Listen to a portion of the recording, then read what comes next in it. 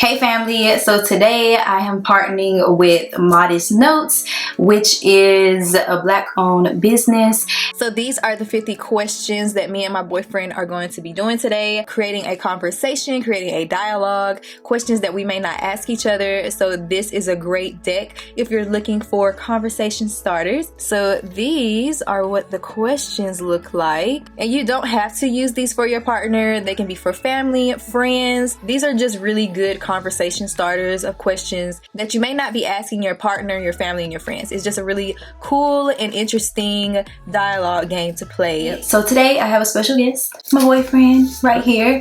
We call him Mont on the internet, okay? Yes. So thank you to Modest Notes for sponsoring today's stories. I'm gonna pick one. Alrighty. Oh, this is a good one. What is the difference between conspiracy and truth? I would get something like that. Conspiracy is something, I guess it'll be somebody's ideology of what they think that has happened. So like the Big Bang. I feel like that would be like a conspiracy thing because nobody really knows. Truth, that is basically factual in my opinion.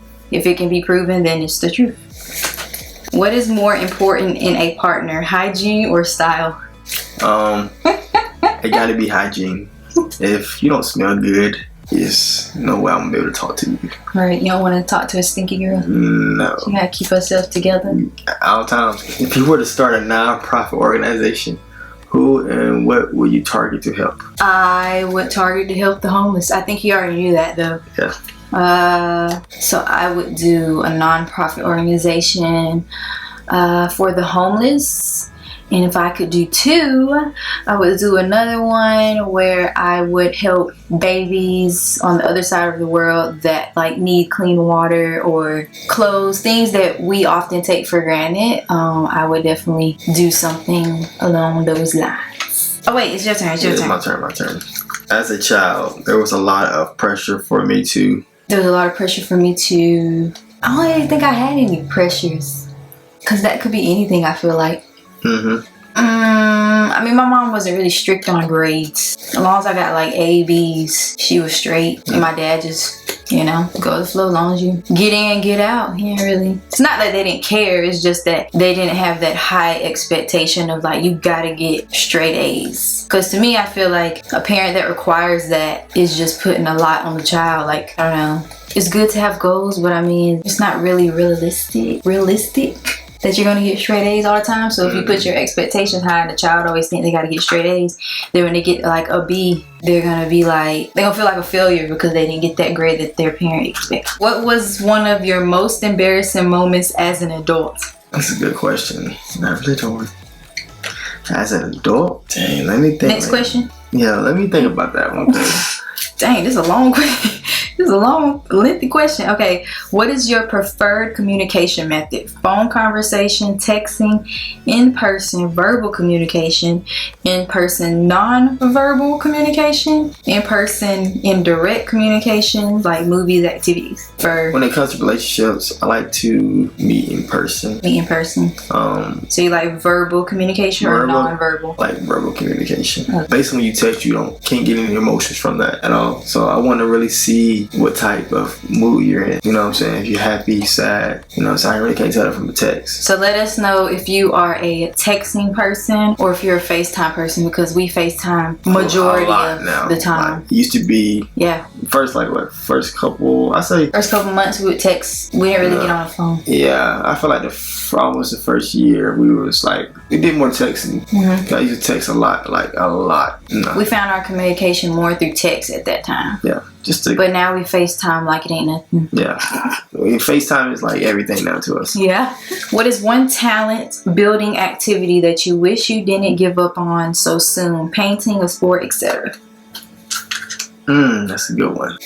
So I used to draw as a kid. I used to draw like comic books, these action figures, heroes. I went a little bit further into it because I really believe I could have my own like franchise like Marvel did. I really took my time with it. Oh, so you would have been an illustrator? Yeah, and somehow I still use it, but it's in a different aspect now. But that's one thing I wish I could have stuck to drawing and really took my talent a little bit further. I like this one. Okay. If you could be a professional athlete, what sport would you play? And why? I would either be a swimmer or track star. Okay, and why? Yeah, because I love anything dealing with the water. And then track because I did it in high school and I really enjoyed it. And you don't really have anybody on your back in terms of like basketball. That's the sport I'll have to knock somebody out because it's a little too rough. I can get rough now, don't get me wrong. But the whole elbowing thing, yeah, that ain't for me. I'd rather be in my own little lane because both sports are in your own lane. Okay. Yeah. Good. Probably be like the female Michael Phelps out here, but my feet not big enough. Yeah. Wow, you really like these, don't you? Yeah.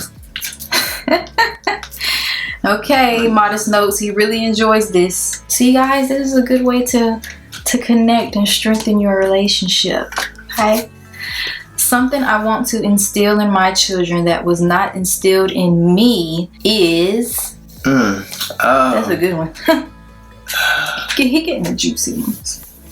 The one still in my children that wasn't instilled in me. Yeah, what wasn't instilled in me? I mean, wasn't instilled in me. I think it's going to be mainly about financial literacy.